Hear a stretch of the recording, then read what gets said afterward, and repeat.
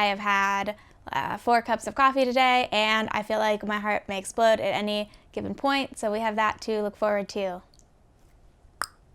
Hi everyone, my name is Christy. Welcome back to my channel. Thank you so much for being here today. This video is going to be the mid-year freakout tag, in which we do a little check-in because we are halfway through the year, a little over halfway through the year, and we're going to talk about books that I liked, books that I didn't like, big surprises, big disappointments, what I'm looking forward to reading this year, fictional crushes. We get to it all. First question in the tag is the best book of 2020, and I had many favorites to choose from, but the one that I went with was Station 11 by Emily St. John Mandel. Yes, this is about a pandemic. Yes, I read this book in a pandemic. Is that the smartest move for everyone? No. Was it fine for me? Yes. This book is set in the aftermath of a pandemic and follows a group of actors and musicians who travel around towns that are rebuilding after the pandemic to perform Shakespeare plays for the townspeople. This book has a lot of time jumps. It jumps from when the flu hit and 20 years after when this acting troupe is traveling around, and it jumps from a lot of different character perspectives. The reason this book was on top for me was because typically I do not really my attention span is so small, and I cannot stick with multiple character perspectives or like multiple time jumps. Usually, this book did it in a way where I was entertained the whole time, and I was invested in all of the character storylines, all of the different timelines. I feel like a lot of times where you're reading a book that has a bunch of different timelines or a bunch of different character perspectives, there's some, narratives where you're like, I don't care about this. But every time we jumped to like a new chapter or a new perspective, I was into it. I was like, oh yeah, I am excited to see what this guy's up to, So it was dandy. The next question is the best sequel I read in 2020, and I only read standalones in 2020. I have not yet started a series. I do have plans to start a series, which we'll get to a little later. But right now, well, I read standalones, so there's that. The next question is a new release you haven't read yet, but that you want to, and I have 2 for this, and they are The Glass Hotel by Emily St. John Mandel and Writers and Lovers by Lily King. I just really love Station 11. This is the first time I read anything by Emily St. John Mandel, and so I'm stoked to see what this book is about. I don't know what it's about, but I trust that it will be fun and entertaining. My understanding of Writers and Lovers is that it's about a young woman whose mom has died, and she's also trying to be a writer, and also she falls in love with 2 different men. So there is grief and love and ambition, I think. And that sounds fun. And the cover is really pretty. I like a good still life. So I'm looking forward to it. The next question is the most anticipated release of 2020. And 1, 2, 3, say it with me. Midnight Sun, yay! I'm so excited. I have no words. I love Twilight. It's just gonna be so fun to read about vampires again. I just think it's gonna be so fun. Midnight Sun is the Twilight story, but from Edward's perspective, and we've been waiting for this for a very long time. I honestly think that if this had come out like a few years ago or like shortly after the whole Twilight series ended, it would not hit the same. The excitement would not hit the same. So I'm very excited. Yay! The next question is the biggest disappointment, and I have a book for this, and it disappointed me, and I disappointed myself that I didn't like it. And it is Eleanor Oliphant is Completely Fine by Gail Honeyman. I was completely prepared to love this book. I am so upset that I did not wholeheartedly love it.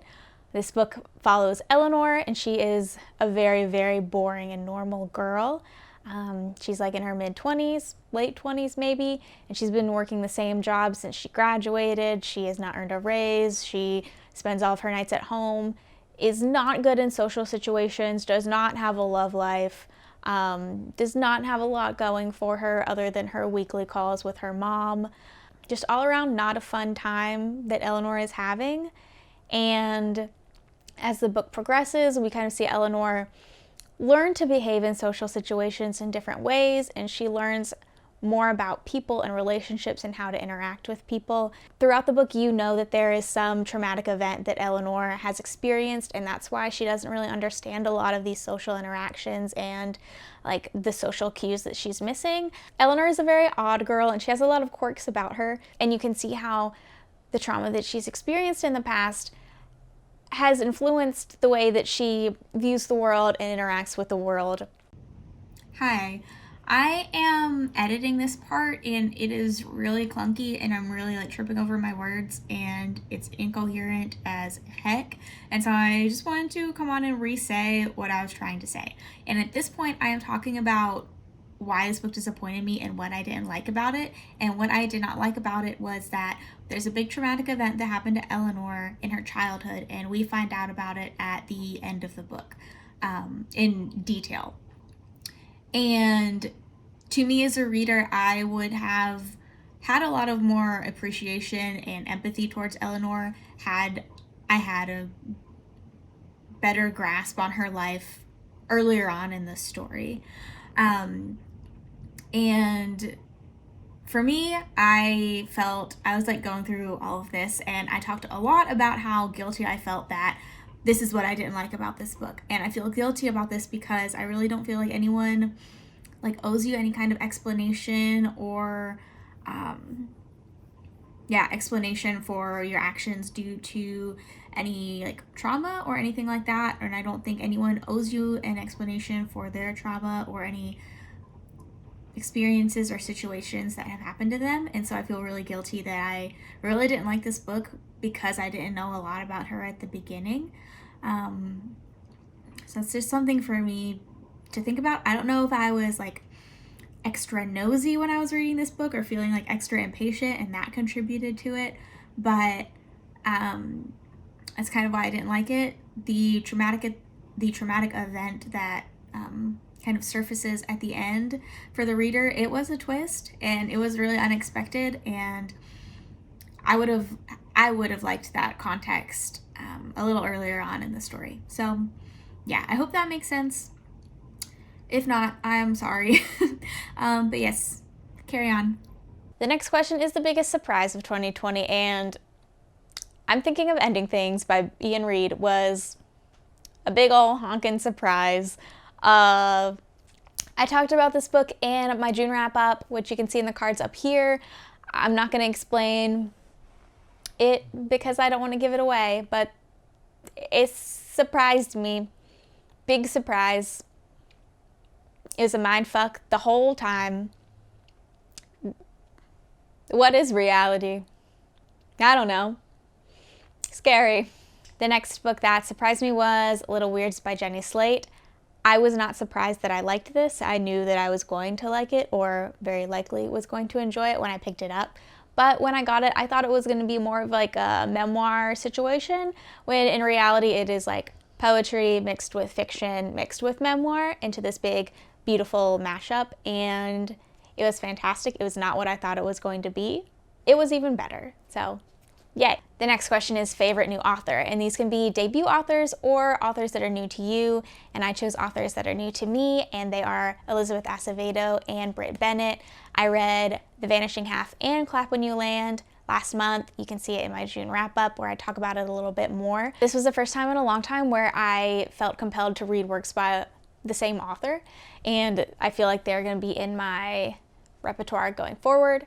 I had 4 or 5 repeat authors throughout this year that I read from, but these 2 ladies I felt more compelled and more pulled into their writing than most authors I come across. And I am just so excited for future books that they put out because I've already just loved what I've read so far from them.